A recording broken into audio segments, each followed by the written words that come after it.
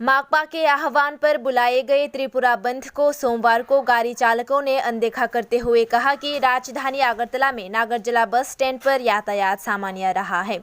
उनका कहना है कि वर्तमान स्थिति आर्थिक संकट और चैत्र का महीना है। इस स्थिति में सीपीआईएम ने जो बंद किया है वो लोगों के अच्छे के लिए या फिर बुरे के लिए है, उनको समझ नहीं आ रहा। उन्होंने कहा कि बंद के परिणाम स्वरूप बस चल रही है लेकिन यात्रियों की संख्या कम थी। আগরতলা বন্ধ করে গাড়ি চালাইতে তো হইব, চালান তার আগে চালাইতে তো হইব। ইনকাম নাই, কোনো কিছু নাই, গাড়ির উপরে তো নির্ভর সব।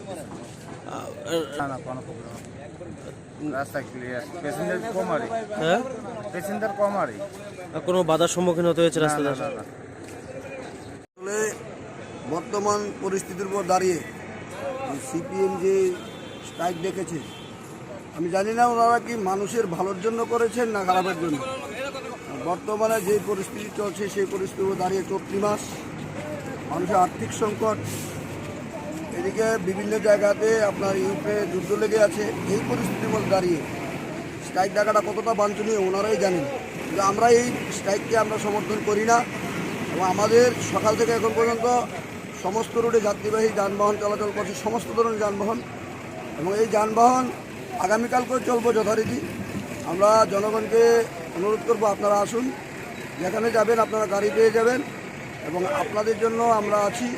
আপনারা আমাদের সহযোগিতা করুন, আপনাদের পাশে থেকে আমরা কাজ করব। আমরা এই বন্ধকে ধিক্কার জানাই। এইরকম কোনো ঘটনা এখনও ঘটেনি, এখনও আমরা শুনতে পাইনি।